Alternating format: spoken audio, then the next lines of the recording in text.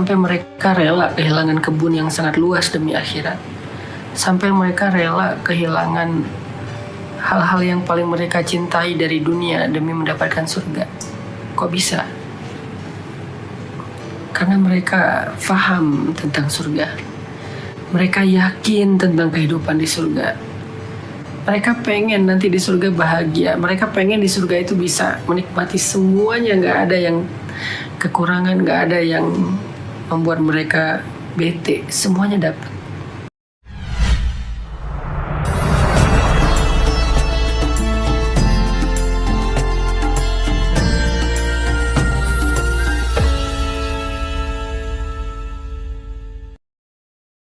Pembahasan dari surat Ali Imran.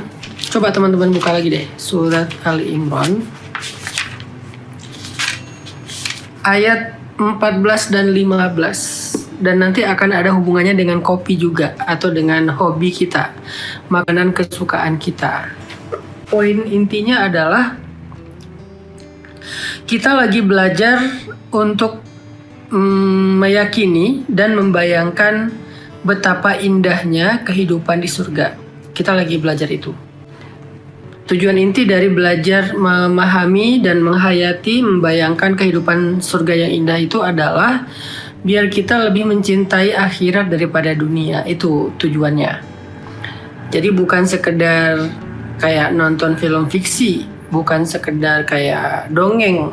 Karena surga itu bukan cerita dongeng. Karena akhirat itu bukan negeri dongeng. Tapi negeri nyata, lebih nyata daripada kehidupan di dunia. Lebih nyata daripada kehidupan dunia. Jadi apapun yang kita dengar dari ayat-ayat, hadis dan penjelasan ulama tentang surga, itu tuh nyata semua, bukan sekedar hayalan atau dongeng atau fiksi.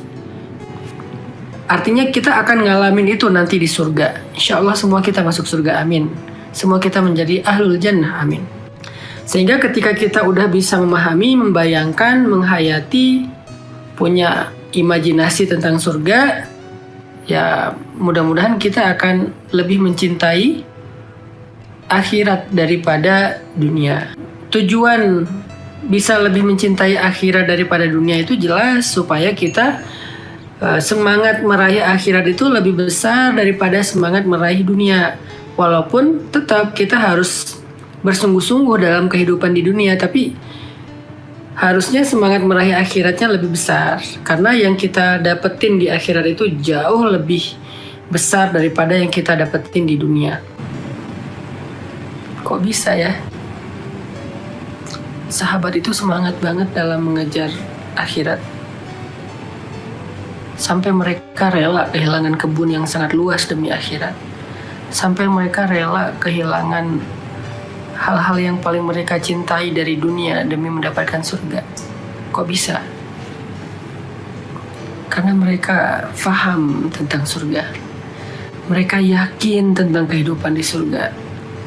Mereka pengen nanti di surga bahagia. Mereka pengen di surga itu bisa menikmati semuanya. Gak ada yang kekurangan, gak ada yang membuat mereka bete. Semuanya dapat. Itu yang kita sedang belajar, teman-teman.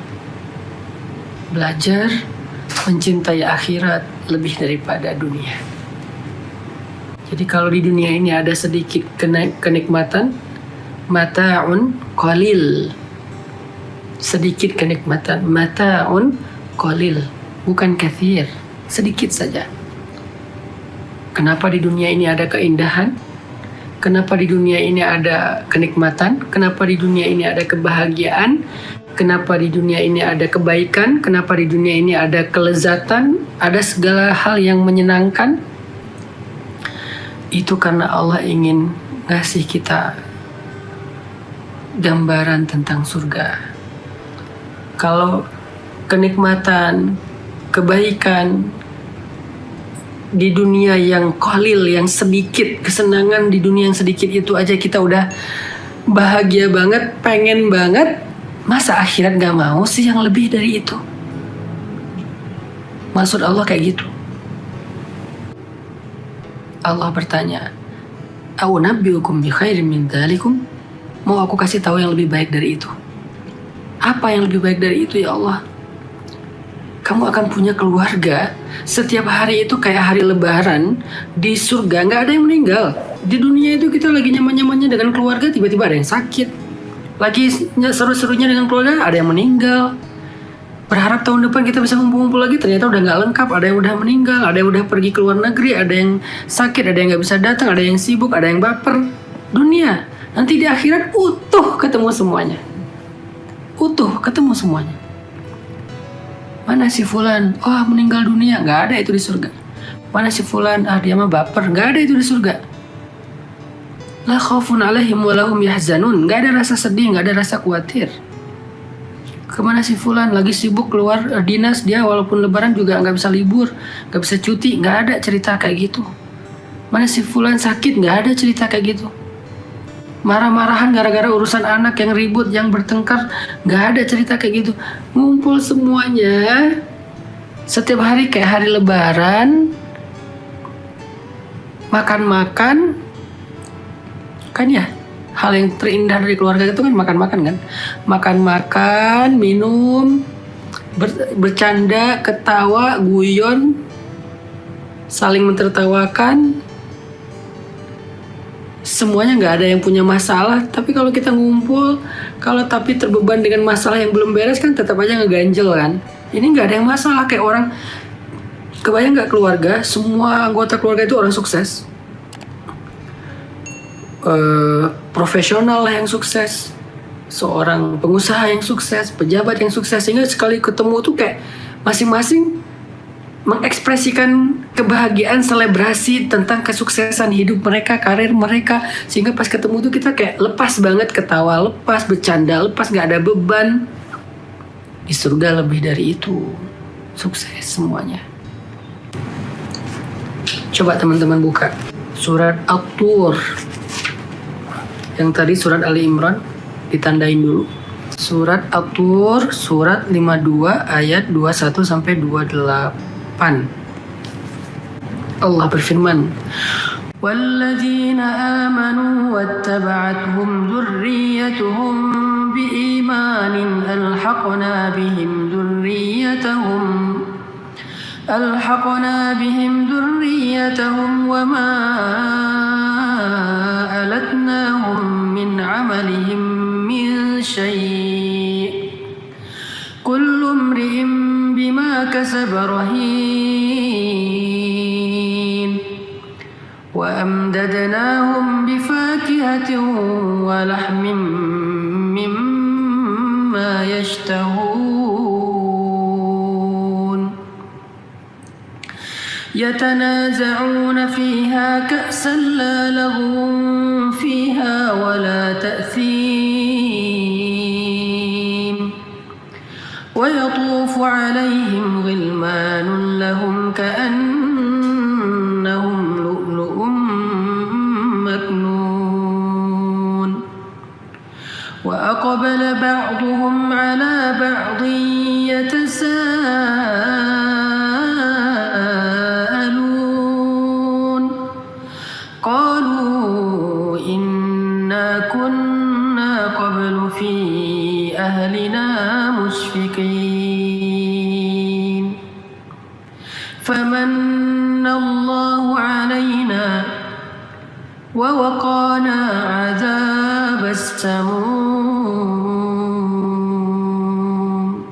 إِنَّا كُنَّا مِن قَبْلُ نَدْعُوهُ إِنَّهُ هُوَ الْبَرُّ الرَّحِيمُ. Coba perhatikan ayat 22. Apa kata Allah? Apa yang dilakukan ahli surga dengan keluarga mereka? Coba perhatikan ayat 22. Kata Allah, kami berikan kepada mereka buah-buahan dan daging dari segala jenis yang mereka inginkan. Wa amdadnahum bifakihatin wa lahmim mimma yashtahun. Wa amdadna. Kenapa nggak dibilang wa a'tainahum? Kenapa wa amdadnahum? Kenapa madad bukan atiyah? Kenapa bukan ato? Kenapa madad? Karena maksudnya dikasihnya itu berangsur-angsur dan gak putus-putus.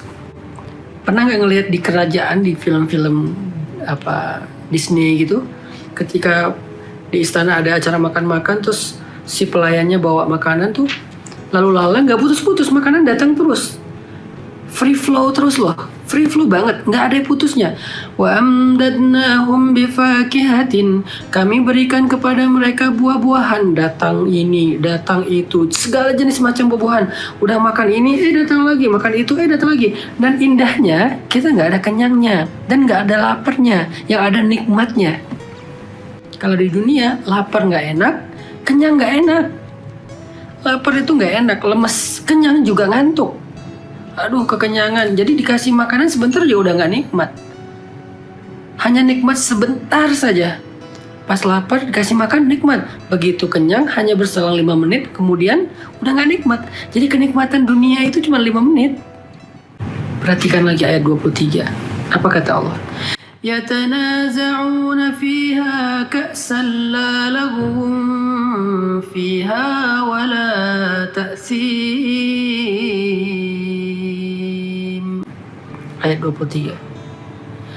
Di dalam surga itu mereka, siapa mereka? Kita dengan keluarga kita. Mereka saling mengulurkan gelas, saling membagikan gelas, bukan mengulurkan, membagikan. Yatanaza'un itu bagi-bagi gelas. Nih minum. Saling memberikan gelas yang isinya la laghum fiha wala ta'thim, khamr, susu, madu, air putih yang sangat baik, bening, jernih, seger dari mata air surga yang mengalir dari bawah arasy Allah.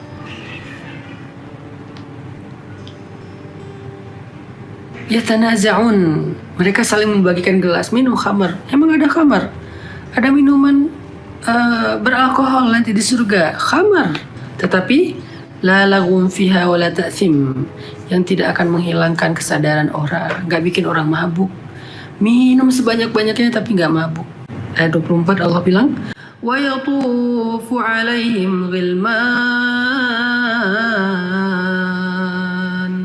wa yatufu alaihim ghilman, dan di sekitar mereka anak-anak muda berlari-lari di sekitar mereka untuk menyenangkan hati mereka. Siapa Gilman? Gilman anak-anak kecil.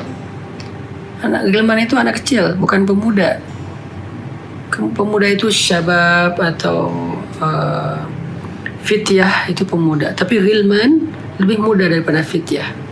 Auranya tuh bercahaya, seperti kita ngelihat mutiara yang tertarik kayak gitu, terus nggak ada sisi buruknya, semuanya baik dari mereka.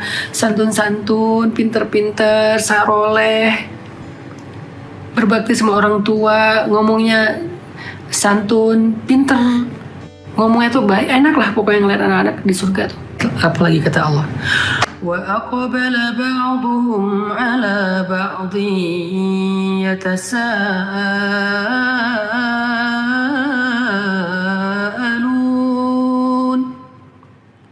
wa aqbala ba'duhum 'ala ba'dhin yatasaalun.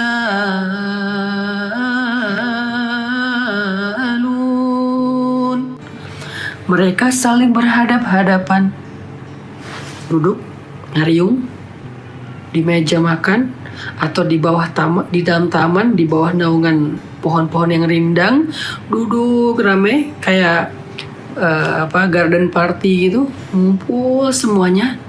Atau garden party-nya meja makannya di outdoor kayak acara nikahan atau acara lebaran, acara halal bihalal, rame-rame ngariung. Wa aqbala ba'duhum 'ala ba'dhin yatasaalun, saling ngobrol, saling bertanya, gimana gitu. Yatasaalun, saling bertanya tentang kesuksesan, dan kita kan senang menceritakan kesuksesan pas ngumpul keluarga. Gimana misalnya ada yang baru jadi PNS, gimana ya kerjanya di PNS? Wah, alhamdulillah saya udah naik jabatan. Semoga cerita kan. Nanti tanya balik, gimana kamu usahanya? Alhamdulillah kemarin saya dapat proyek ini dan untung sekian. Gimana kamu yang politik, alhamdulillah kemarin saya kepilih. Kamu gimana yang pendidikan, ayo saya dapat apalagi S2 di luar negeri, gitu kan ya. Semuanya saling bercerita tentang kebaikan yang mereka dapatkan dari Allah. Semuanya saling memuji, tahadus bin ni'mah. Nggak ada yang sedih sendiri karena ngerasa nggak sukses di antara keluarga yang sukses. Nggak ada. Makanya kata Allah, "A'unabbi'ukum bi khairin min dzalikum." Mau aku kasih tahu yang lebih keren dari itu semua? Inilah teman-teman sekalian gambaran tentang kehidupan di surga.